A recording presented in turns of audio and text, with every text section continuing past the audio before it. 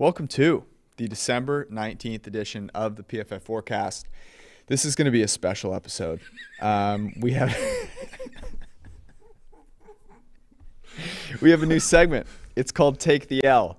It's going to be dedicated to me because I've taken more L's today than most. We're going to talk about Tom Brady's disgraceful performance, who the MVP of the NFL should be, and then we're going to mercifully, thankfully, move on in the full Christmas spirit to Week 16. Let's fucking rock.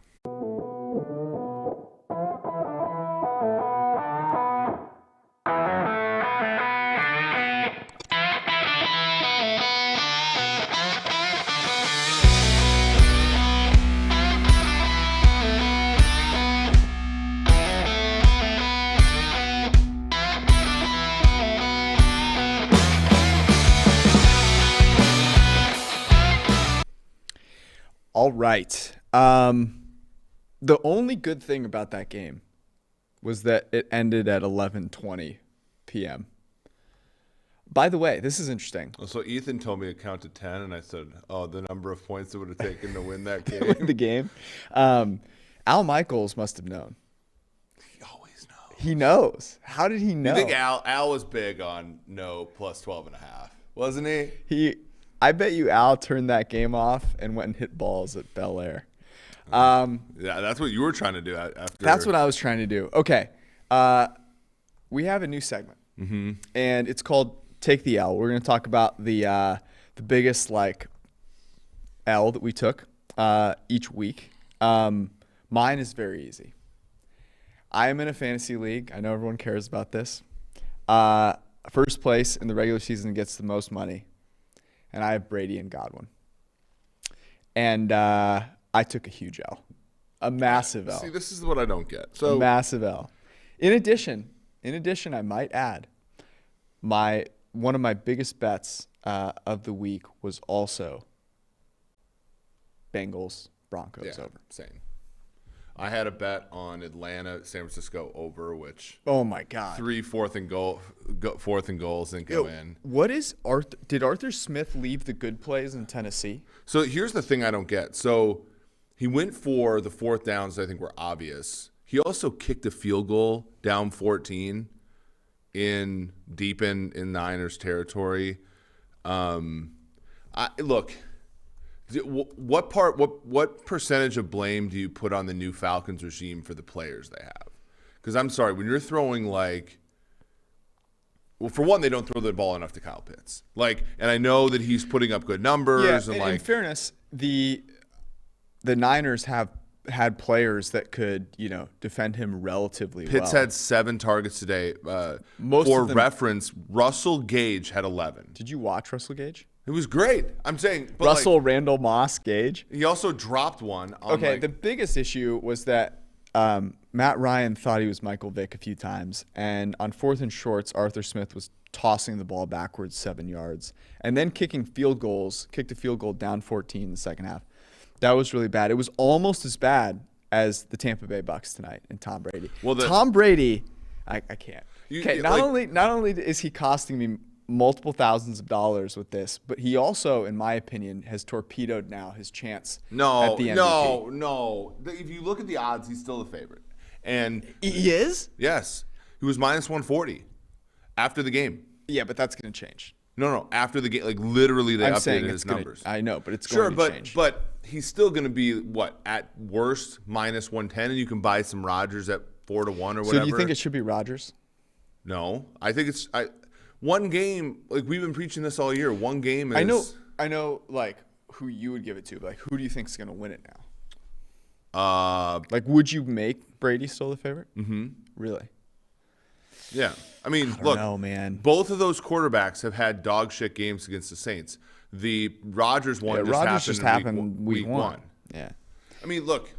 So handicap. I say this as somebody MVP who race. is, as your friend, rooting along with you, dodging headsets as they were being thrown my way. I didn't throw anything. As they were being thrown my way. That,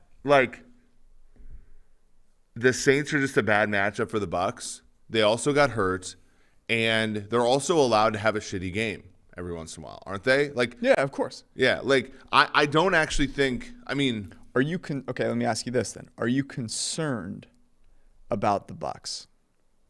No more than I was coming in. But what did I say to you? What did I say to you earlier today when you Even got with the here? injuries. No. Actually, what you said to me when I got here is what's going to cheer me up on this fucking podcast, which is that you were at a soccer game for one of your daughters. Basketball, sorry. And had a near fight. No, That's what I've heard. So if you look at my Instagram, it is updated. It does say assistant second grade basketball coach. My wife is the head coach. I assist. All right, this this segment is off to a rocky start. This isn't even an L. So at my daughter's game, they're second grade. The hoop's 8 feet tall, and there was a referee. There was one referee. I thought he was doing a really good job considering. Okay. What does that mean? Like, well, in youth basketball, you're not allowed to press. So like once the rebound is got and there's like a scrum, you have to be able to like say, hey, no, everybody run down the court. Like it's kind of, and the girls like don't know like what's legal or not yet. Like it's whatever. Sure. So there was like traveling. You mean? There was a parent who was berating this poor referee from the stands for like the third quarter on. Oh no! And we don't even. What were they saying? We don't even keep score. Well, like some of it was kind of like racist, honestly. Oh really? And like he was just yelling and yelling and yelling. One time they stopped the game, and the ref turned to him and goes, "It's second grade," and kept the game going. And it really probably really embarrassed him. So I turn around to our parents. I'm like, "Hey, thanks for not being a bunch of assholes." Look at you. And so a patriarch. And I'm like, as you can imagine, like when it's me, it's like my job is to know all the girls' names, to clap, to high five, and to tell Stephanie who to put in, because of the rotations. We got like 8 players or whatever. Yeah, great assistant. So game gets over. We're all high five. We're giving out donuts, and Steph's like, "You got to go look at this." And this short fat fuck was yelling at the referee in his face. And no one, and like spitting in his face and all this stuff. So I walk over. I have whatever we're paying the ref. I hand it to him. I shake his hand. I go, "Thank you." And I step in between the two and I go, "You better back the fuck out and Look leave at you. Mr. Jim." Look at you. And he looked vigilante. at me. He looked at me 1 second. And he was like, and then he was like, "Was your daughter the one who was fighting?" I go, "It's second grade. You're pathetic." And I was just like, and he I just stood in between him and the ref because he was trying to like fight this ref. And so that was my Saturday morning. I thought so. This did cheer me up. I thought you got in some argument. No, like you. I was just trying to keep the peace. I was imagining you at the girls' soccer game, like you on Twitter after a 4th down decision. I should have known better. No. Not even close. Admirable. Admirable. Look at you. Good for you. If Stephanie tells you or I tell you, if I ever give the referee crap in one of my kids' games, you have the right to flog me however you want. Like, I honestly get so because it's just because they're second graders. But even if they're in high school, like this referee's making $10 an hour, $15 an hour. Like, what are you like? So I stepped in, and this person was like ready to fight somebody, and I just and he was like 5'8", 350, and I'm just like, you'll fall over with a heart attack before but he was 5'8", it was like a choke. He was like Jabba the Hutt. Yeah, and he was just Humpty Dumpty. And again, these people get super confident. Let's say, okay, when there's that was some great. distance. But so that was good. I do think this about the Bucs. They look. What I said to you when I first walked in was, as a Chiefs fan, I actually want to see Chiefs-Bucs because I want to see that rematch. That's my opinion of the Bucs. We made it like 10 minutes. The biggest winner this week, the Kansas City Was Chiefs. that not a fun game to watch, independent of the result? That should have been Sunday night. Yeah. Even if the Chargers won, I would have been. Oh no, that was a fun game. I will say this about the Bucs: not having Antonio Brown hurts them, even with Godwin and Evans out there. It clearly hurts them. So what's the net though? Is it like more cases versus on the how do we even this out? I do think it'll be interesting to see with Brown there, and I don't know if Evans or Godwin will play next week. It would be interesting to see what they look like. I'm not pressing the panic button there. What was your biggest L of the weekend? I do think how confident I was about Cincinnati versus Denver. I only had to watch a couple drives of that game and then it kind of came back. Yeah. Like when Denver was trying to score, I was looking at Ian Harditz, who's in the watching with us, and I'm like, oh, it's okay, score, and then we just have to have 2 answered touchdowns and we're over. But then of course Drew Lock does what Drew Lock does, and but Bridgewater and hopefully he's okay. We're all thinking about him and stuff with his injury, but Bridgewater just can't do it. He can't score points, and to their credit, they were in the game still because the Cincinnati Bengals. We want to talk about Arthur Smith doesn't give his team the best chance to win right now from a tactical perspective, but also I think his play calling lacks a little bit. Zach Taylor also is what is holding the Bengals back a little bit, don't you think? Yeah, and it has been all season. And Boyd's good, Higgins is good, Chase is good. The offensive line I thought looked okay today. Burrow's fine. They run the ball to Joe Mixon so damn much, and I just don't get it. And their defense played amazingly. Awuzie, Hilton, Eli Apple were all wonderful today. Trey Waynes was put in a blender a few times, but they were great. And now they're basically the favorites, depending upon what the Browns do. If the Browns win, actually it's, they're in the driver's seat for the most part. They win tomorrow night, I believe. But if they were to lose, the Bengals would be in the driver's seat, and Ravens are coming here next week. So, that to me, the confidence with which I had in that game. Now, the Green Line this week was up about 3.5 units on close. So that the models did fine. We're gonna have 2 of our picks. So we went 1-1 on our picks. We had Houston plus 3.5. That actually closed 6. So we got no closing line value there. Houston wins that game outright. Then we had obviously this over. Washington and Las Vegas, those bets canceled because the games were not played on the same day, as well as that second lock of the week because that teaser. And then all but one of the teaser legs we wrote down won. So it wasn't bad, but that was one where I'm like, God damn it! I started watching that game, and I read it completely wrong. I thought there was going to be more scoring.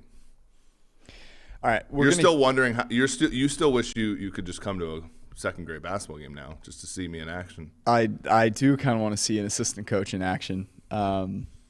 Assistant second grade girls basketball coach. As someone who I used to ref at the local rec center and stuff, and I remember reffing younger kids games, and it's tough to get acclimated because you're I can't call every travel, so you're okay, look, I'm talking, you talk to the coaches look, I'm not going to call travels, you guys good with that. Yeah. But I remember being super nervous because you want to call the game well. I don't know, whatever. That's stupid. Maybe I'll come watch a game.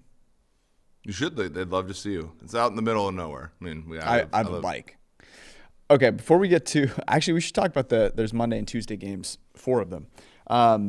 Before we get there, if you want 25% off any PFF subscription, you can get one with the promo code FORECAST, FORECAST.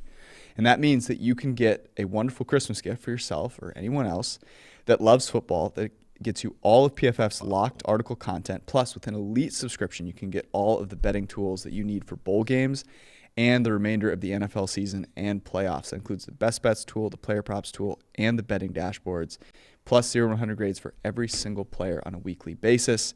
Promo code is FORECAST, FORECAST. Plus, if you would like to just tell us what you like about PFF and what you'd like to see on PFF.com, hit us up, contact@pff.com. What feature you love the most and what feature you'd like to see, and we'll put it on our wish list. So there were some people in the comments to the podcast here, which, by the way, thank you for watching. We have almost 1,000 right now on Twitter and about that many on YouTube. Somebody said the Tom Brady MVP chances died after Jonathan Taylor did what he did to the Patriots in that last drive. I do think Jonathan Taylor is going to get some votes here. I think Jonathan Taylor is going to get some votes. I wrote extensively about that this week. I thought I had a couple that were very topical. The kickoff rule, which reared its ugly head around the freaking league again this week, almost cost the Chiefs a game. but also Jonathan Taylor had almost 300, or I believe, over 300 yards more than the next best running back on perfectly blocked runs, 10 yards a carry on such plays. Second in the NFL on not perfectly blocked runs. I mean, he's amazing. He's really showed out good the other night. The question becomes, and look, can I just say this? The other really impressive thing was that the worst quarterback performance, as bad as Tom Brady was, he was nowhere near as bad. Carson Wentz was so atrocious in that game. He was brutal. He tried to throw 4 interceptions. Like, the Patriots did not have any fear in Carson Wentz. None. They were not scared. No reason to be scared of Carson Wentz. And Jonathan Taylor is amazing. But the thing I will say, and again, like Taylor leads our metrics in WAR for sure. He has the most PFF WAR. It's probably, and people can laugh at this or whatever, they always do. It's like a fifth of a win, right? The quarterbacks are always multiple wins. Brady going into this week was about 3/4 of a win better than any other quarterback, I believe, or maybe it was a half a win. But like the difference between Brady and quarterback 2 was like the difference between quarterback 2 and quarterback 6. So like Brady had a lead here. It's only been relatively recently that Rodgers has played at an MVP level. Like the last 4 weeks, it's been that way. I don't think like Mahomes is 10-1. I don't think Mahomes deserves the MVP this year. I don't think anybody other than Brady and Rodgers does. And Brady's played better than Rodgers. Let's be honest. Other than tonight. Yeah. By the way, I think. Did people hear me? I said Patrick Mahomes does not deserve the MVP as of now. Congratulations. Yeah. People. It's a big win for you. The thing. What's interesting about Rodgers is that. The MVP is a narrative award. He is playing with a broken toe. Now, I do think that the I'm immunized thing is going to hurt him, but I think he will overcome it by playing with a broken toe and playing well. Barely beating Tyler Huntley is one thing, but he did so while throwing the ball all over the field with a bunch of touchdowns. So like that, it's not, I don't know. I really do think Rodgers has pulled really close to Brady. Jonathan Taylor is going to get some votes. It sucks because the way football is constructed, the most valuable player is just, it can't be a running back in the NFL. Like, you're just lying to yourself if you think the running back is the most valuable player on the field. The Colts are interesting. Their offensive line has been really, really good, and Jonathan Taylor has been awesome. I don't know. I think it opens the door for some interest. I think Micah Parsons could get some votes now. I think it'll be interesting. Okay, Monday. The thing about today's game, somebody wrote this. The Ravens, the Ravens, if you add up their season, probably should be 8-7, right? At this point, but they do something like every week that's kind of impressive, right? The Packers. Did you see that throw that Rodgers made to Valdez-Scantling on that like seam ball? I mean, Rodgers was stupid today. And somehow the Ravens stayed in that game. Kudos to John Harbaugh, who is the coach of the year this year, given how well they've done above the talent they have. But Rodgers was absolutely on point today. Playing against air, which is kind of like the Ravens defense at this point with all the injuries. But that was a fun game. I'm glad we got one of those. Harbaugh being coach of the year is interesting. He's not going to win it. But I think if you follow that narrative, there are some coaches that deserve it's tough because like coach of the year, you want to give it to a person or a coach whose team is, winning games, right? But if you look at just how much better the team is playing relative to expectation, you definitely could look at John Harbaugh and the Ravens. I also think, I know this is kind of crazy to say, but Dan Campbell deserves some kind of award. The fact that the Lions have not fallen apart and are legitimately giving teams games, they're 9-5 against the spread this year. Jared Goff. Do you know what Dan Campbell's earning, though? Dan Campbell's earning, the benefit of the doubt for the next 2 years, isn't he? Because everybody else who's a new coach is kind of look at Matt Rule. And Matt Rule's team played hard last year. They covered a lot. They were close. They weren't an embarrassment. And now it's Matt Rule's 50-50 in my opinion as to whether or not he's going to make it. Dan Campbell has earned if the Lions get some talent on this team, we'll give him some respect in the NFC North next year, right? Like, Yeah. isn't it? Like, he's earned that. Here's somebody who I think deserves a little bit of Coach of the Year consideration. Brian Flores. Yeah. I mean, that team was 1-7, some close losses, quarterback injuries, right? Like 1-7 with quarterback injuries, right? Like Tua got hurt in week 2, kind of pittered around for a while, got back in, beats the Ravens on a Thursday. I mean, some really respectable games. Now, this week they didn't cover, and they had, the Jets kind of had them on the ropes. But, like, that's a pretty good – I mean, you talk about 2 years now. 10-6 last year after a 1-3 start. 7-7 this year after a 1-7 start. Like, I think Brian Flores deserves a great deal of credit for who he's what he's doing to show up. Really quickly, do you think it's so hard to talk about LaFleur because I think he's probably the front runner. I haven't looked at the odds, but it's so tough because when you have a quarterback like Aaron Rodgers playing so well, you know, how much credit can you give the coach? But I think it's important to think about all the turmoil that the Packers have dealt with. And the simple fact that, yes, Davante Adams is amazing. We don't have anyone else out there, right? Mm-hmm. And the fact that Davante Adams continues to get wide open and get the opportunities that he has to put up the stats that he has in that offense. You look at the Kansas City Chiefs, and it's like they have 2 tremendously incredible offensive weapons, and sometimes it looks like a huge struggle for them. I do think it has to be Matt LaFleur at this point. By the way, interestingly, the odds for the Super Bowl, at least these are on DraftKings, which give or take, the Bucs have actually moved up to basically 9-2, plus 458. They're the favorite still. Kansas City is 5-1. Green Bay now 11-2, so plus 550. So the market's reaction, this representation of the market's reaction to this week has been to bump Green Bay up, keep Tampa Bay a little bit ahead of Kansas City when they were basically equal last week, and Kansas City's odds have actually gotten shorter. Chiefs about the same. What's interesting about that is Green Bay now with a not stranglehold, but a pretty good chance at the 1 seed. And this is obviously saying, look, we've seen what home field advantage means in today's NFL. We've already seen, you know, the Bucs go into Green Bay and win. I think that's interesting because the Packers obviously have the inside shot at the 1 seed. The questions that we're getting in the chat are why not like guys like Andy Reid, and like the Coach of the Year award is how well you do above expectations. Yeah, Andy Reid should not be in the conversation. And the Chiefs are at best going to be 13-4. Their win total this year was 12.5.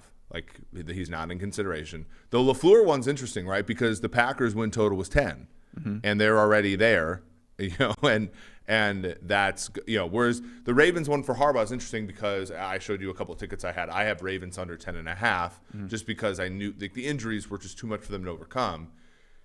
I have also Buffalo, like, so McDermott's not going to be one, right? Like, they're already under their win total as well, so or at least push 11. At best. Another one that's I think a good consideration is Frank Reich. That team was 0-3. Was it 1-4? Will you give it to Kyle Shanahan when they're 11-6? We'll see. Really quickly, Monday there's 2 games. The Raiders and the Browns play at 5 p.m. The Browns right now are -3. It looks like Baker Mayfield is claiming that he's got a chance to play here. Says he has no symptoms. I think if he tests negative, his claims have been dubious lately. Yeah, Let's be honest. I think if he tests negative, he could play. The Vikings and the Bears in Chicago. Chicago plus 6.5. Total 44.5. Total in Cleveland is 41.5. Your thoughts on either of those 2 games? Man, if Baker plays, I'd be inclined to lay it with Cleveland. In Cleveland. Part of that is also the fact that we have some Raiders over 6.5. Raiders got to win one more game the rest of the year challenge. But I think the Browns from player 2 to 53 are better than the Raiders. Quarterback is a little dicey, though. I think Baker's the worst of these 2 guys. So I might just stay away from that game, even though I do think Greenline has – the thing with Greenline in this game is, like, we like the Raiders at 7 or whatever it opened at. Now it's 3. Like, so our number is somewhere, our number is probably true, like 4.5. So if you got some Raiders early, it's canceled unless your book is somewhat liberal with that. And so Cleveland -3 is probably the only side. The other game, Vikings have been pushed out from 3.5 to 6.5. We all know who the Vikings are, man. Like, this is I was going to say, give me a little Justin Fields on Monday night. Well, the problem is the Bears have no good players. No, they're not. None. Allen Robinson on COVID so list. Allen Robinson rough. COVID list, Jalen Johnson COVID list. Look, the Vikings don't have good players either, and they literally just cut Bashaud Breeland like yesterday because he mouthed off about not being a starter anymore. Jason Peters out. Obviously, Khalil Mack's been on IR. I mean, the Vikings can't get a pass rush anyway. Akeem Hicks, questionable. Allen Robinson, COVID list. The hard one that I have is, interestingly, we like under here.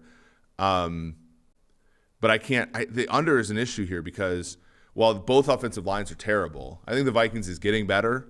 But neither team has a pass rush. Like, Mack's out, Donnell Hunter's out, Everson Griffin's out. Is Akeem Hicks? Akeem Hicks, the last time they played on that Monday night last year, Akeem Hicks dominated the game. If he can play, that's a huge win. Because then the Vikings can't get Dalvin Cook going or whatever. Pathetic. Yeah, it's one of my favorite things to look at. If you're on PFF.com, you can go look at the game page. You can see the lineups and see like where the matchups are, and that's clear. If you are facing the Vikings, you want a great interior rusher, and they can win. Tuesday, the Seahawks and the Rams play at the same time as the football team and the Eagles. The Seahawks are a 7-point underdog in Los Angeles. That is what it opened at. It has moved around. It is now back to 7. And the football team are 6.5-point underdogs in Philadelphia. Although now that this has moved, it appears that the football team are going to have a chance to get some of their players back that were on the COVID-19 list. So it'll be very interesting. Do you like either of these two?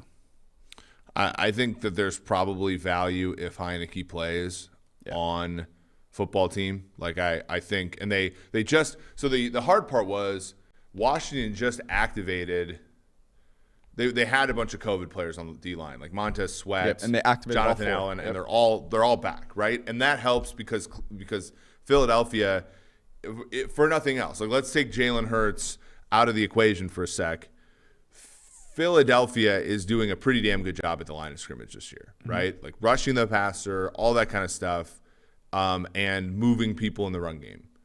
Washington having some of their players back in the D-line helps. This thing opened at 4. We liked 4 when everything was, when certain about players. Well, not certain, but less uncertain than now. I would still consider Washington here against the Eagles. I like both underdogs, to be honest. Yeah, I mean, the thing is the Rams have a bunch of players on COVID, and so do the Seahawks. So if you're looking at, Ramsey's been activated, by the way. All of them? Ramsey has been activated. Ramsey. But was it Miller? I mean, they had a ton of players. Yeah, Miller, Havenstein. I think Havenstein will be back. Jordan Fuller is still on the COVID list. So, but like we talked about on Wednesday, all the asymmetry favors the underdogs in these situations because let's say Russ gets COVID or whatever, right? It's gonna hurt for sure, but we've seen Geno Smith cover the number. If Russ gets COVID and they move it out to like 13.5, you're taking Geno Smith. I'm so excited to bet on Geno Smith. But like, if Stafford gets COVID, what's this thing, like a pick? Yeah. So again, and the new protocols don't, like, say what you want about the new protocols. I'm not going to opine on them. Thank God. It's fucking 11:50. Yeah. But the new protocols don't come into place until after these games are done, right? So if Stafford were to catch COVID, he's out. And like, then you're hanging on to a Seattle +7 tick, you're pretty happy, right? So again, think about the asymmetry here in those two bets. All right, we are going to get to week 16. We're going to guess the lines.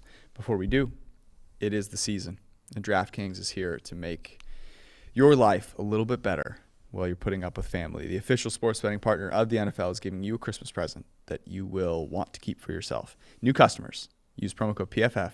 You bet just $5 on any of the 4 NFL teams playing on Christmas, and you can get $150 in free bets if they are victorious. So we'll talk about the Christmas games here in a second. Pick your favorite. George trying to make fun of me on Twitter here, by the way. Go to DraftKings Sportsbook and use promo code PFF, and you will have an opportunity to have an extra little bit of cash in your pocket on Christmas. Again, if you are in a state that hates having fun and they don't like betting, you can still play DraftKings Daily Fantasy for huge cash prizes, and all new customers get a free shot at $1 million in total prizes with their free deposit. So download the DraftKings Sportsbook app, use promo code PFF, bet just $5 on any team to win on Christmas, and if they win, you get $150 in free bets. That's promo code PFF, Christmas Day, DraftKings Sportsbook. Must be 21 or older, New Jersey, Indiana, Pennsylvania only. New customers are eligible. Minimum $5 deposit, $1 wager required. One per customer. Restrictions apply. See DraftKings.com/sportsbook for details. Gambling problem? Call 1-800-GAMBLER. Here's a question, speaking of. So we're here to help our fellow bettors. Let's take 2 minutes. If you're in a situation like you were tonight, you said you just let it ride, right? You just let it ride. We're not talking about this again. I can't do this. I've left it out of my mind. You're going to bring it back up. This is unfair. This has been a painful fucking day. Okay, bring it back to me. I do not want to come back to this. Bring it back to me then. Okay, so let's say we have, for lack of a better, $100 to win $2,500 on Michigan in the Big Ten title game. You're talking about hedging, and I don't want to fucking talk about this right now. Okay. I really don't. Okay, all right. Fuck. If you want to hedge, you can fucking hedge. I'm just saying, like, I actually think it's an interesting discussion. Yeah, if you like hedging, then go hedge.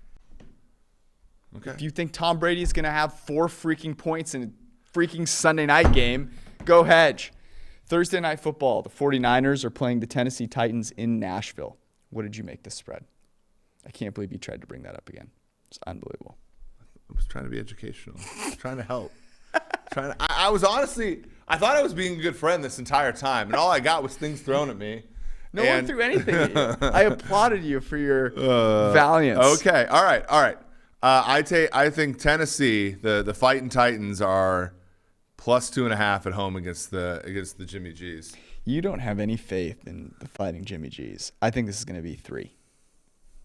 Okay, let's look at the market loves the Niners. The market does love the Niners, which eventually will come back around. We're like both right. It's 3 minus 125, so it'll be 2.5.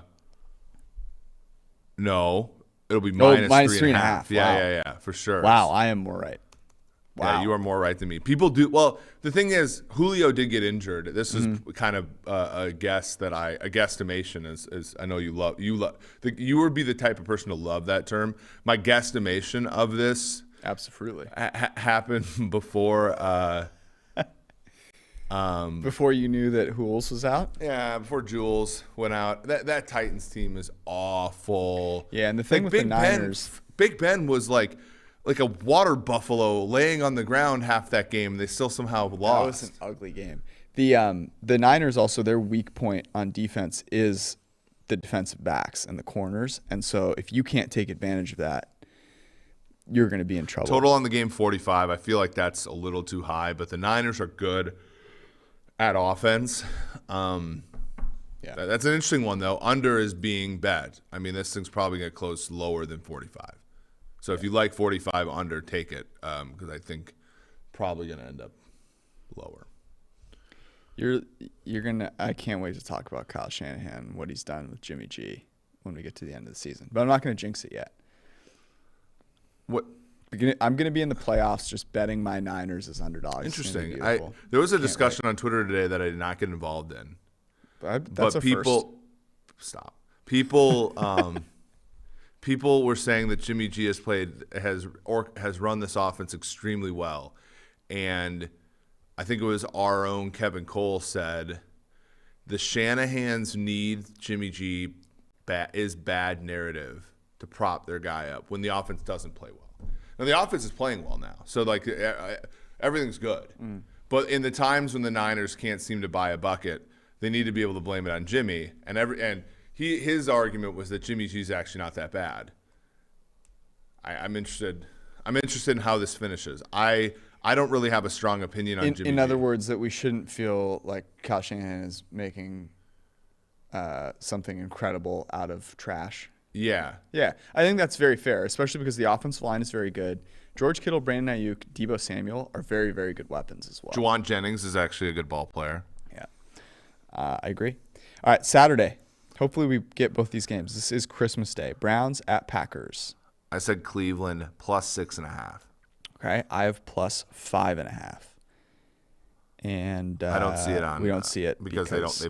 They play soon. So they play tomorrow. Let me see if I can find it somewhere. Let's check out Jeff Sherman. Your guy, Sherm. My guy. 7.5. So the market's finally liking the Packers. This is the first time for the Packers are now. So last week even in Sunday Night Football, Packers went from 12.5 to 11. People bet the Bears. Today it was totally opposite. Part of that is Hundley. Yep. But that number got all the way out to 9. They don't cover that number. They don't even cover the teaser. Yep. But now the Packers favored here. I don't know. I think 7.5. 7.5's a lot. 7.5. I will bet the Browns. Yeah. We go. The Browns, as you said, are a good team. Yeah. They just have not very good quarterback. Colts Cardinals. I am very interested to see. Ooh, I'm wrong. What this is. I made it Cardinals minus 2.5. I made it Colts minus 2.5, and it is Cardinals minus 1. Okay. But it's trending. It's like Cardinals are minus 120 on the money line in Pinnacle. Colts are plus 107. Colts are the bet here. Sorry. Colts are not the kind of deep like Eberflus was wonderful last night. You're just gonna sell the Cardinals at the bottom. You're out. I'm not selling them at the bottom. Oh yes, it is the bottom. I'm sorry, losing to Detroit, getting destroyed by Detroit. That is the bottom. Okay, but so our power rankings make zone. I guess our power rankings coming into the week made the Colts 2.4 points better than the average team on a neutral. Mm-hmm. That probably goes up to like 3 with a dub over New England. Arizona 4.2 points better than the average team on a neutral. That probably goes down to 3.5 with the loss to the Detroit Lions. So you're about a half-point difference between the two teams. You have injuries to DeAndre Hopkins, right? I think you have home field advantage, which isn't much. Okay, I could be. Did you watch Carson Wentz play? Did you watch the Arizona Cardinals play? Yeah. Like I think Wentz, it's a week-to-week league. Yeah, can't overreact too much to one game. Yeah, I'm just trying to look at these power numbers and like make a claim. Like what's true is that the Cardinals are without their best player, and their defense is, and the Colts have a terrible quarterback. And the Cardinals defense is like relatively small. They've been great this year for the most part, but a team that can like out physical them. And like Wentz has had, how many bad games has Wentz had this year? A handful. What do you know about toughness? It's the Sunday 1 p.m. slate. Look, I know analytics has never blocked anybody. Never felt the touch of a woman. Never felt the touch of a woman. But all very true points. Analytics. No toughness. Sunday 1 p.m. slate. To be fair, Troy Aikman never blocked anybody either. Let's be quite honest. It's very true. Giants Eagles in Philadelphia. I had the Eagles favored by 8 points. I said 6.5. So I don't know if Daniel tonight. Jones is going to be back. That would be, I think, the question. And I don't know if this is up anywhere for that reason. Yeah, it doesn't matter. I mean, Mike Lennon's an extra level horrible. Philly minus 10.5. Yeah, see, but you can't. You can't take it with the Giants. You can't. Couldn't today. Can't anywhere. Can't. Can't lay it with Philly and that big of a number. No way, Jose. I'm with you as well. Sends the picture, by the way, of all of the Giants players on that pontoon in the middle of what was it? Playoffs. Yeah. Was it Cancun? Yeah. The Giants. No, it's off the coast of Florida, I think. The Giants have lost 10 or more games every season since that picture, including the playoff game they lost to the Packers the following week. I'm shocked. I thought Joe Judge was the answer there.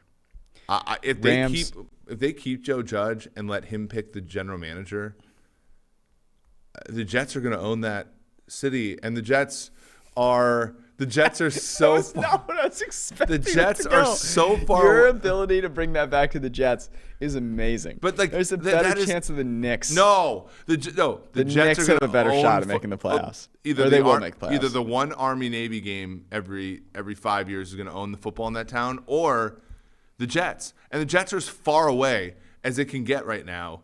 But we are moving allowing on. Joe Judge to pick his general manager would be an utter and complete catastrophe. Yeah, that'd be really bad. Rams Vikings in Minnesota. What'd you have this at? Rams -2.5. I had Rams -3. Sherman season. What did our boy Jeff Sherman have? See, this is me. Rams -3. Yeah. See, everybody who thinks I'm too low on the Vikings, I was. You were higher on the Vikings here. Thank you. Congrats. Vikings are the best 6 and 7 team in all of football. That is really impressive for them. Both these teams obviously play over the course of the next 2 days, so not much to say there. Bills Patriots. The fact that this did not get flexed into Sunday night, the fact that we have Washington in Dallas as opposed to Ravens at Bengals, Bills at Patriots is a real shame. Bills are at the Patriots, and this is a 1 p.m. game. This has to get moved to 4. No, they moved a ton of games to 4 already. Because of Steelers Chiefs, I guess. Yeah. Old school AFC battle, AFC battle. I know that like Steelers do well ratings wise, and it's Mahomes and the Chiefs. They should move Bills Patriots to 4 p.m. I have the Patriots favored by 2.5 points in this game. Same. It is 1.5. Does this mean we have to bet New England? Because no. Look, anything less than 3. I think it's the same as the previous Bills Patriots game. I think if the Patriots win against the Colts, right, this is 3.5, and you bet the Bills. Mm-hmm. I don't think that you should rely on what we watched in a snowstorm with all that wind and be like, oh, yeah, the Patriots own the Bills. That would not be my takeaway here. Massive game for the Bills. If it gets out, if it got out to 3, I would bet the Bills. I'd bet whichever team is an underdog by 3. Is my take on it. At 2.5, you said it's 1.5? Yeah. I kind of do like the movement towards Buffalo. I think Buffalo is better than New England. Buffalo is a nice teaser leg. That's what I'll say. All right, should we move on? I think Buffalo, Indy teaser. If Indy gets out to, is it 1.5? I see 1.5 in some places. Ooh, well, then you have to do it. That could be kind of nice. Colts, yeah. The total on the Colts-Cardinals game is 50. It's getting bet down. I'd take that until it's like 49. Yeah, I'm with you. Buccaneers, Panthers in Carolina. Do we have to? Bucks. What'd you have this at? I had Tampa laying 13.5. The Panthers, did you see the number in that game? I had from like early week, I had Buffalo -9.5. I just went heavy on it. It closed at 14.5. And some of that was because of the kicker stuff, but some of that's just the fact, like, folks, Cam's got to go. Can we all have an intervention and give Cam like a retirement party? Like, it's sad watching him perform, whatever that's called now. It's hard to watch him play quarterback because he was so good when he was younger, and now he's terrible. The throwing of the football is a tough thing. When you watch him throw the football, it is like watching, we're all going home for Christmas or something, or some holiday right now. It's like watching your uncle at 70 years old try to walk across the room. Wow. Watching Cam throw the ball is painful to watch. It is painful. I have the Panthers getting 10.5 points. It's Sherman. I think it's 14. I told Wow. So the Bucs are going to lose that game 9-0, and yeah. I mean, this is. Can the Bucs? I bet Panthers team total under 14. But congratulations me. But I bet Panthers team total under 14. That team can't move the ball, and they fired the one asset they have, which is Joe Brady. They're a joke. Yeah, that's true. I'm staying away. Jags Jets. Oh, I like this one, actually. Of course you do. Jets minus 2.5. I have the Jets minus 2.5 as well. Me and our colleague and one of our good friends, Austin Gale, was prancing around in the office yesterday, or just today, talking about how Urban Meyer is gone, Darrell Bevell, Trevor Lawrence. I do like, by the way, all of the articles this week that were written about, and by people we like, by the way, and people who are smart. All the articles written about Justin Herbert, which were all mostly true, by the way. Herbert's been fantastic. And then the ones burying Zach Wilson. Basically, like the Benjamin Solak article was basically like, Zach Wilson's got no fucking chance. It's basically what it said.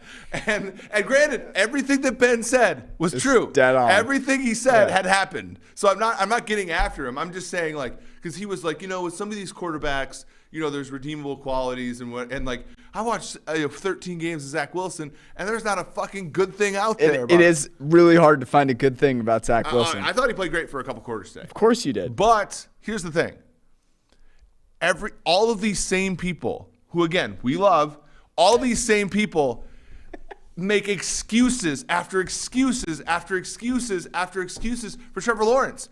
And I'll buy him, but Urban Meyer had – here's the beauty about Urban Meyer not giving a fuck about the Jaguars is he had no influence over the Jaguars for months. So when they take Herb off the fucking team and then the line goes from 3.5 to 6. Yeah, that was absurd. That was stupid. It was dumb. And that was I'm absurd. walking around the office and I know Austin's like one of my best friends. I'm walking around the office being like, people laid the points with the Jags today. A lot of people people who moved the market laid points with the Jags. And I'm thinking to myself, Darrell Bevell was hired by this goon that just got fired. That was the amazing thing. I didn't get that at all, man. That was so weird. I mean, we talked about it on Wednesday. Like, so lay the points with the Jets against the Jags because the Jags still suck. And at least I'll give Robert Salah this. Gives a fuck. I will not lay the points with the Jets. Morally, I'm just not gonna do that. -2. It's 2. I make it 2.5. Good for you. You can go solo on that pontoon on the Jets, okay? Did you watch any of that game? The Jets versus Dolphins? Yeah. Wilson looked okay. Oh my I wouldn't say you look great. No, you don't look great. You're like the mother. No, everybody else wants to make. This is what you're doing with Zach Wilson. Let me tell you what you're doing with Zach Okay. Wilson. Okay. There's a kid. Tell me. There's somebody's got to step in and help the ref. Can you let me speak, somebody's got to please? step in and will help Zach. Let me get a word in edgewise, if you don't mind. You're like that really wishful, hopeful mother who has a son that just isn't doing very well, has some real demons. Yeah, it's not working out for him, maybe some substance abuse issues. But like there are often glimpses of him being a real sweetheart around the house. And so the mother keeps telling herself, no, Johnny's going to turn it around. It's really not that bad. I know the real Johnny. He's a really good kid at heart. He just needs to grow out of it. No turn. 35, living at home. So I'm like, That's what it's going to be. Lions, Zach Falcons. Wilson, 58 grade today, worse than Tom Brady somehow. No turnover-worthy plays today, though. Zach Wilson's going to be living in your home at age 35. No, I have no – look, I'm really – and again, we bagging groceries bet. at Kroger. We actually bet. And so if we have bad opinions, we either change them or we go broke. But here's the deal. I would like – and I don't know – Trevor Lawrence got a 61 grade today in the rain. I would like and Mac Jones, 61 grade the other day and throwing some of the more horrendous passes I've seen in a long time. I would like the same sort of like, hey, it's all part of the journey type things about him that I would like about Lawrence and Fields and the guys they're also not playing well. Now, Wilson's performing the worst of them so far, for sure. But like he also is not getting any sort of benefit of the doubt. Yeah, well, here's the difference though. Trevor Lawrence is playing in a environment that is a complete disaster, and so is Justin Fields. Oh, I'm sorry. I missed the meeting when the Jets were a functional franchise. You just told me Robert Salah gives a fuck. Yeah, the Jaguars Jaguars coaching staff was a tyrannical moron and a bunch of losers, in case you hadn't heard. No, okay? Bell has a fucking Super Bowl ring. Stop. Yeah, no. Come on. Okay? The owner only fired the coach after it came out that he kicked a kicker, LOL, like 10 weeks ago. Okay?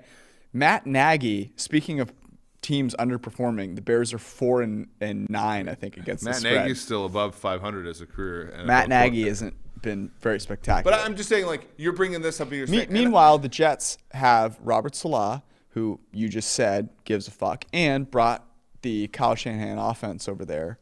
You know, there's a lot of reason the to Jets believe. are improving. I think the Jets are on their way to being a functional franchise, whereas the Jags and the Bears need to stop going in the wrong direction and turn around. Like, at least the Jets have turned around. But I still don't think they're a beacon of NFL success.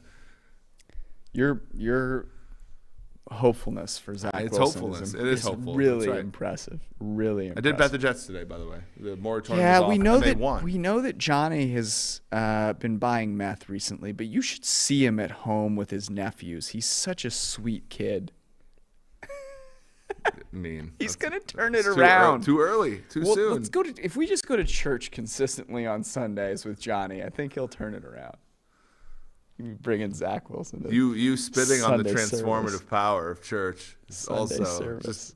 I Can't believe the wishful thinking. I'm giving you a little bit of rope here because I know you're still pissed. Let's not talk about You're putting on a brave face. We can't talk about it. I need Just Antonio, like I am with Johnny. You're putting on a brave face. I need Antonio Gibson to have like 40 points. Look, and hey, look, Antonio's. I know he's been bad this year. I know. He's not. He's gonna get But like he'll get like 5 touchdowns. 10 carries. Just like Johnny over here is Let me going tell to you- get let me tell you- 5 jobs this week. Let me tell you Antonio Gibson's stat line. I'll tell it to you right now.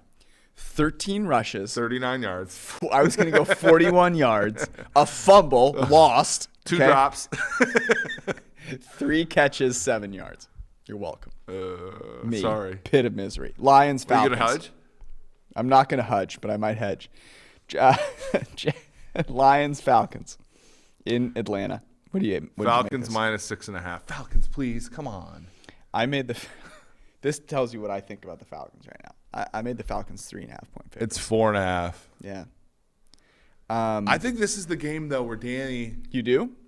Danny's good at covering the big numbers. Not Yeah, I mean, so much the short numbers. Coming off a win, the Falcons' offense is one of the toughest things to watch in the NFL. You know who was bullying people today?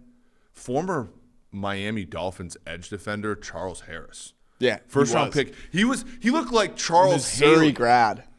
He looked like Charles Haley. So like killing because people. my issue is Matt Ryan when he gets in that pocket and he has to move around. The motherfucker he's got to stop. The ball's got to get out of your hands, Matt, because otherwise it's like it's like watching him. It's like watching Cam kind of.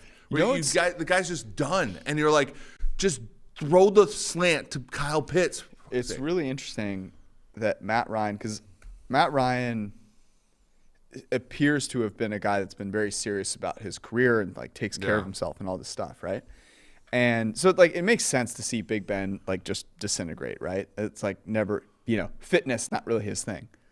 But Aaron Rodgers and Tom Brady also both, taking care of themselves and like trying to have longevity in their career and have. And Matt Ryan, it does not look great. Of course.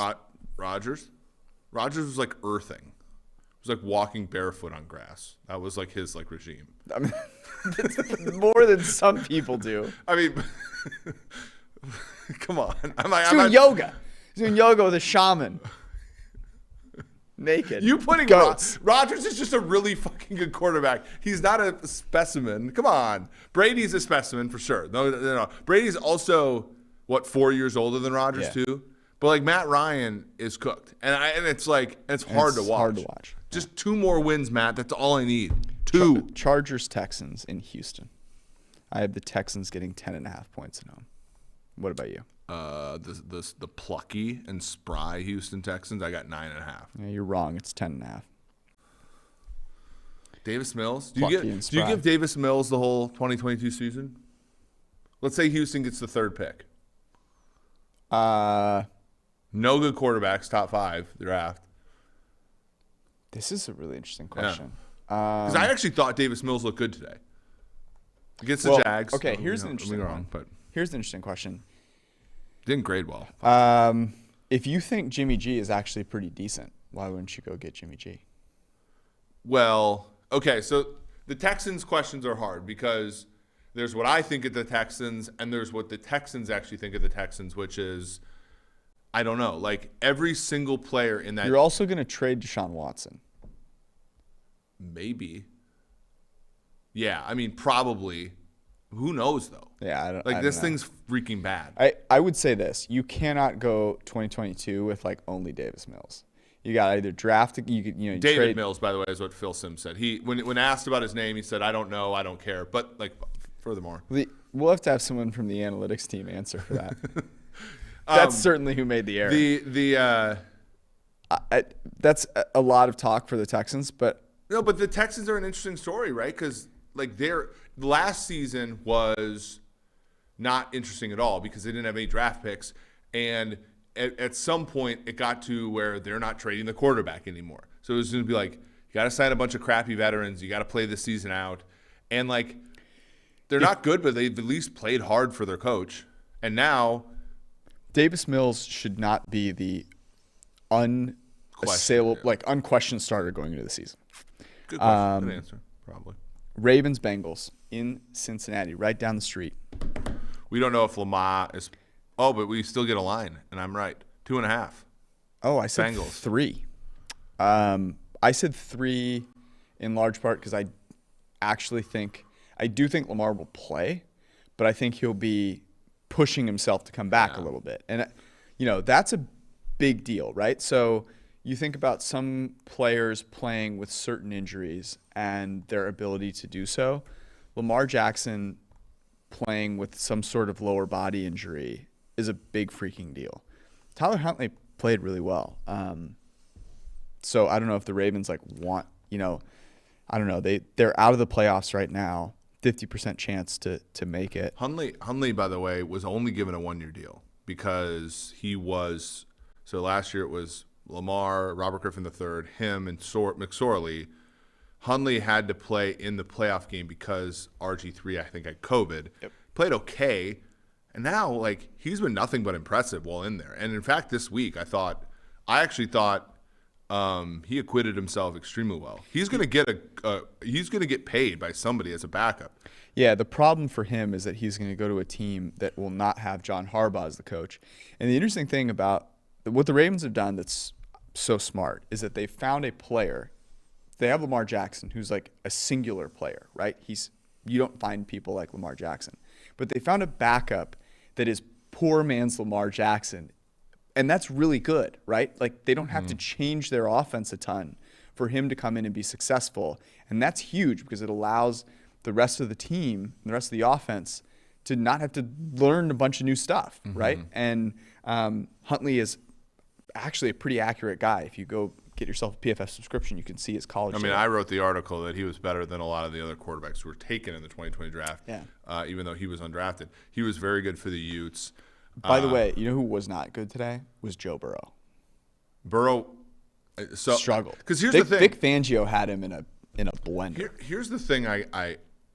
So obviously this is big. If the Browns lose to the Raiders, this is the AFC North title game, basically, for all intents and purposes. I think you have to go the Ravens here. If you can get +3 even, I think the Ravens are the play, aren't they? The Ravens offense. The Ravens have no corners. But the Bengals have the receivers. Yeah, let me true. Let me say this. Patrick Surtain today shut down a very good Bengals wide receiving core. Jamar Chase, I think, went 1 for 3 against him. Boyd had a big play. Higgins had a play or two. But, yeah, for the most part. And, obviously everyone's talking about Micah Parsons. The fact that Patrick Surtain has been good as a rookie corner is impressive. You've seen, A.J. Terrell got lit up. Now is amazing for the Falcons. I don't know. At 2.5? Well, that was the reason the Bengals beat the Ravens in Baltimore was a couple of reasons, right? The first one was Ravens had a hard time covering. The other one was the Ravens went for some high leverage fourth downs in their own territory, did not make them a couple times, and the game blew up. That game was closer than the final score was. Yeah. And the Ravens, by the way, did that today against the Packers. They went for it on their own end. It was actually very smart. When they didn't make it, the Packers were forced to try a field goal quickly, which gave the Ravens the chance to get two scores. By the way, people lost their minds again about John Harbaugh. The only error that he made was not going for 2 on the touchdown before the last touchdown. Yeah, but which was a blunder. I mean that he's allowed to have them because he's had so many smart decisions in the past. I'll be interested to see why. But it happens. Yeah, it was interesting because it's like when you're down 8, like going for 2. They were doing that stuff. They lost to Cleveland in Week 4 of 2019, the year they went 14-2, and they did it in 2019. They were way ahead of the curve. Interesting to see them not do it here. What I was thinking about this, is there anything that's like, what's a worse, like the argument about analytics and going for 2 and going for 4th downs is such an annoying thing because it's just people who don't understand it, don't want to learn it, and then people that are bad at explaining it, and they're both arguing at one another and yelling at one another on Twitter. What's a like worse argument? Well, no, I would say the issue becomes, and like we've had a couple discussions. There was a gentleman, who's pretty popular as his own, like he's a coach and all this stuff, and he said, one of the things, like he said, well, if you're the Chargers and you're 0 for 3 now on 4th downs, do you ever think about whether or not you're like fundamentally bad at making 4th downs? And I think this is why analytics will always win. And analytics are winning. I'm writing this article this week. The number of teams who go for 4th down, the right 4th downs more than 50% of the time, is 18 teams this year. In 2017, it was 4 teams. So and I have a few criterion for what this is, but the numbers are winning, right? The game is evolving away from, really stunning from this bullshit. Case. Yeah. But the other thing is most of the time, the non-analytics argument, the argument against doing evidence-based football, it has to be littered with lies and misinformation. Like calling the Chargers 0 for 3 on 4th down Thursday night is just lying. I'm only asking a question, is what they'll say. I'm only asking a question, and it's like, no, you're not. You're the set of facts that you're throwing out there are wrong. Chargers were 2 for 5 on 4th down on Thursday, and so their deviation from norm was 10% if you assume 50-50. So to me, I think almost every single, and I'm not even saying anti-analytics argument, it's just anti-evidence-based arguments in most arenas come about and are asked either from positions of just simply not understanding the terms or, and I think more nefariously, come out of misinformation or lies, which is to frame the problem as something that is, these models can't account for team strengths, which every single fucking win probability model accounts for team strengths. Every goddamn one of them. So, hold on for a second, though. Hold on, because you get really worked up about this. And it's the problems on both sides. The explanations are poor. They are. Most of the things I see on Twitter Twitter is not a good place to explain or teach people things. I'm sorry. I know you're a math professor. I get it. You're not teaching people shit on Twitter. Like, it ain't happening. I'm sorry. And the explanations are not particularly good. So you took the down by 14. Kevin literally made a flow diagram that, in my opinion, if you can't follow that flow diagram, Eric, you have a PhD in math. I don't think you need a PhD in math to understand a flow diagram. Eric.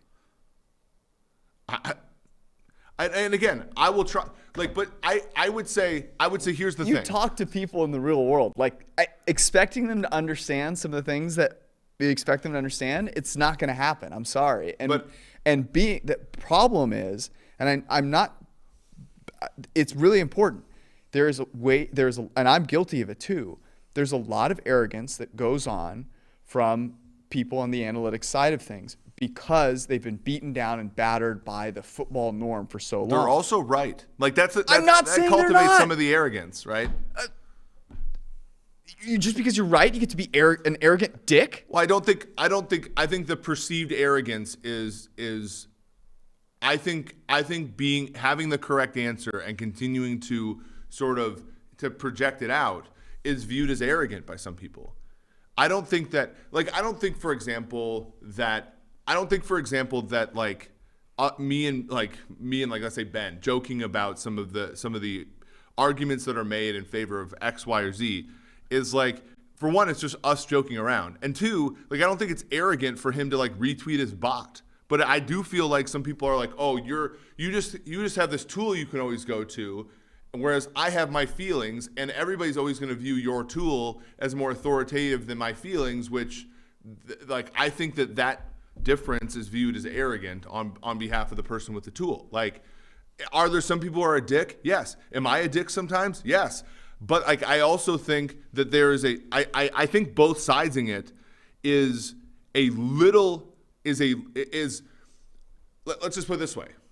Who wrote an article on our website explaining the go for 2 down 9? We did. Who was on a CBS telecast saying, I want the analytics people to answer for themselves, and then proceeded in his next sentence to say, I don't know, I don't care. To me, you can't have both sides of that argument and say, oh, that's just two sides that misunderstand each other. No, because literally Ben wrote a Twitter bot for every single 4th down decision that he doesn't get to put his thumb on a scale. He doesn't get to do it. His numbers are out there for every 4th down to see. We write articles on our site. I wrote the article that had, here's what the numbers were, here's what the common sense is, here's what John Harbaugh says, which is exactly what the common sense says. Publish that. And the other side creates lies around the game situation, or lies around what these models have or don't have in them, and all that kind of stuff. The two sides aren't different. The two sides aren't the same. The two sides are different in how they engage in this topic. Like it's not close. And could we be better? Yes, but we are engaging I would say for the majority of the time, the pro-evidence-based football crowd is engaging in the conversation with the anti-evidence football crowd in good faith. And this side, some of them are certainly, but I think for the most part, if you were in the sort of anti-evidence-based football crowd and you engaged in good faith with us, and you saw how flexible we can be and how, sort of like open we can be about the limitations of our models, you're already on our side. Yeah.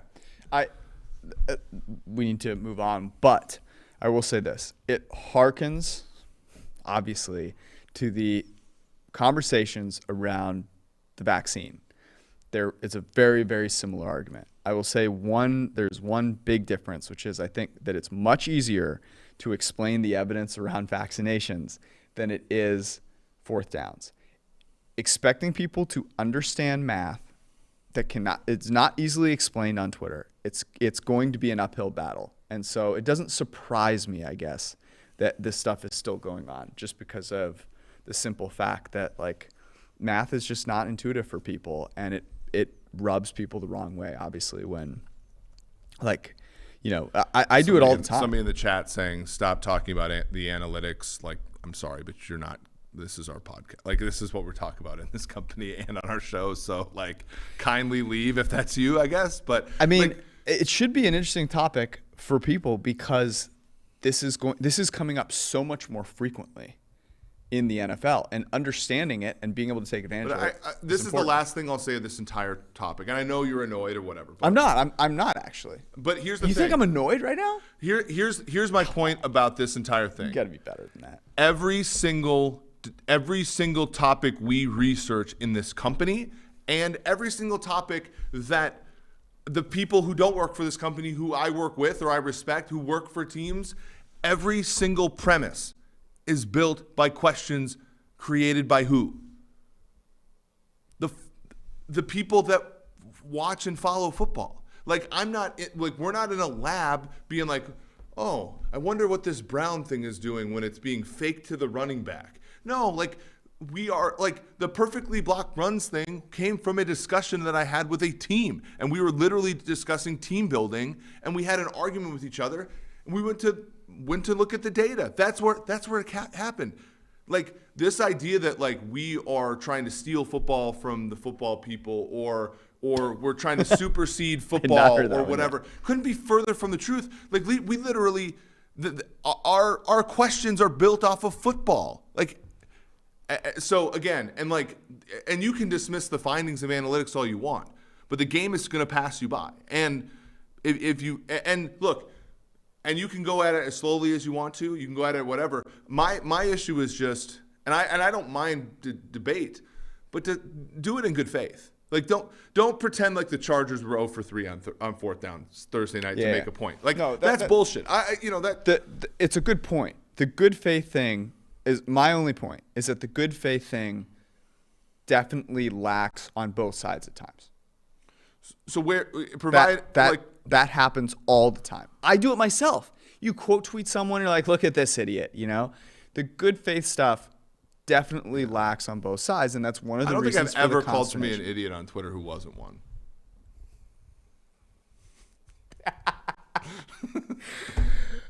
Just how many games clip do we that have and left? replay it. That's all you need to know. We need to go to an ad read. If you want a chance to win the ultimate game day feast, I don't think I can't believe you just said that.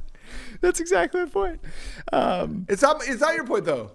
I don't call people. I attack whether ideas. The person is an idiot or not. I attack ideas. I don't attack people. Whether the person made a stupid comment or not. When we call it out, it does not have a beneficial look for other people who are on the fence looking to be convinced. Right?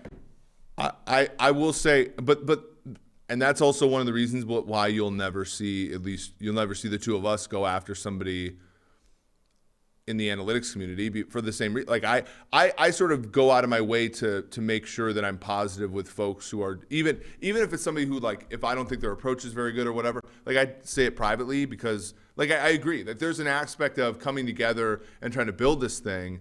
Part of the other reason is, like, almost everybody who has an analytics label is getting attacked by people who don't. So I generally, like, save that for the folks, even if I disagree with their methods. And there's plenty of people for whom I disagree with their methods. My issue is like, I just don't, to me, I think, like, again, my issue is trying to argue in good faith and don't attack people, attack ideas. And I think for the majority of the time, when we get issues from the other side or whatever, of which I think I'm on that side. Like, I try to do football all the time. Like, that's like all my questions come from football people. But, like, when we get attacked there, it's almost all ad hominem, almost all the time. This guy just doesn't understand the game. I'm not saying you're not right. That's the important thing to take away from this. One chance to win an ultimate game day feast, whether it's football success or financial success. Our friends at Western and Southern can help you get started by asking the right questions.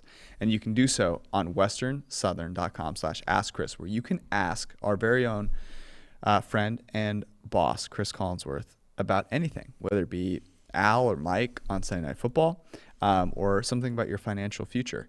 He will answer those questions on his podcast and on the Western and Southern Instagram feed.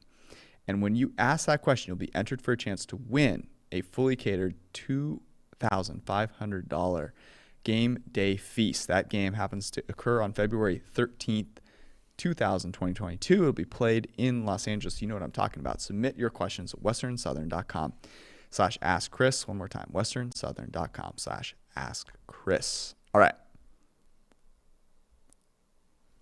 Bears Seahawks.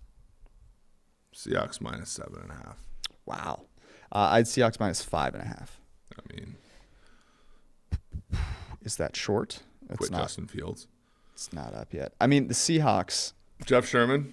It is minus 7. Sevi Ballesteros. The way you think about the Jets is how the market thinks about the Bears. Apparently.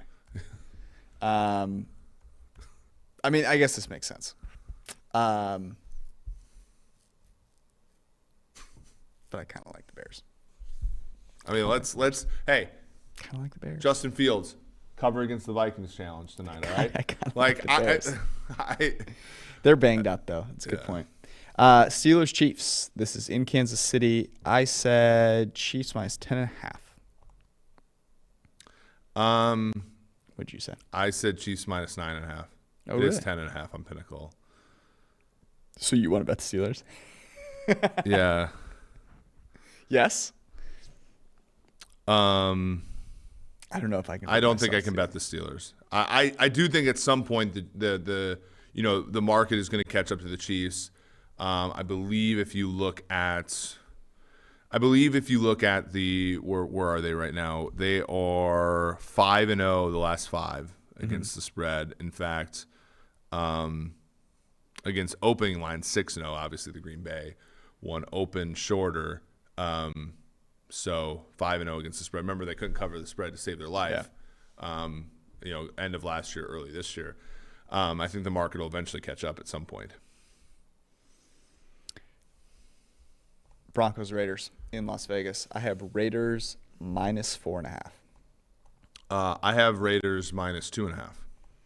Oh, interesting. So you're a believer in Drew Lock and the Broncos. Vegas -1. They agree with you.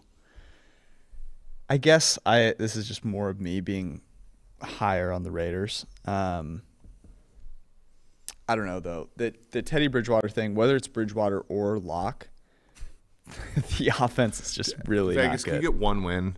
Can you get just one win? I mean, this is the win though. It's against the Broncos. It's not going to be against the Browns.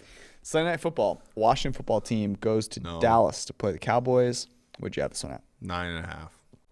I had 8.5. Of course, I love the Washington football team. Dallas -10. Okay, well, I was right. All right, closer. I don't think I'd take Washington though. Forget that nonsense. Yeah. I don't know. I mean, I have to. Is Heineke playing tomorrow night? Do we know? I don't know yet. Yeah. But he's going to play in this game. I mean, maybe with Kyle Allen while he pips him, or Garrett Gilbert, AAF legend. Garrett Gilbert. Monday Night Football is Dolphins Saints. I have Saints getting 2.5 at home, but that was before Taysom Thrill tonight. Yeah, I have the Saints by 3.5.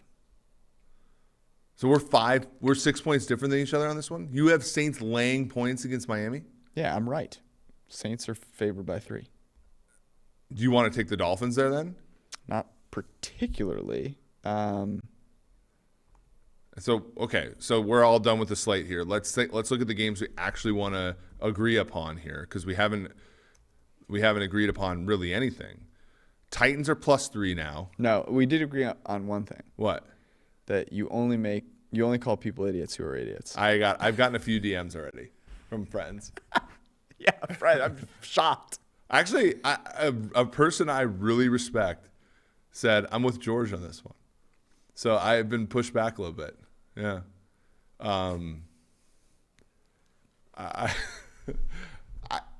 We're not reopening that can of worms. I think I said a lot of. We're not reopening the can of worms. Look, maybe if I gotta scope this.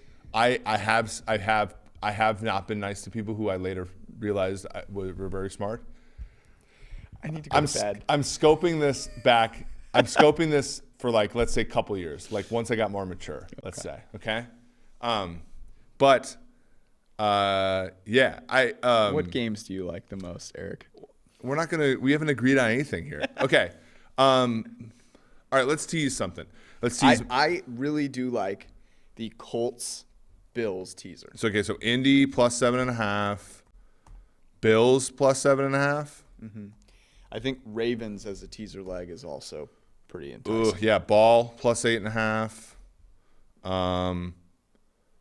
I mean, look, you're either laying 2 with the Jets or you're taking 8 with the Jags. And I know you're not taking 8 with the Jags.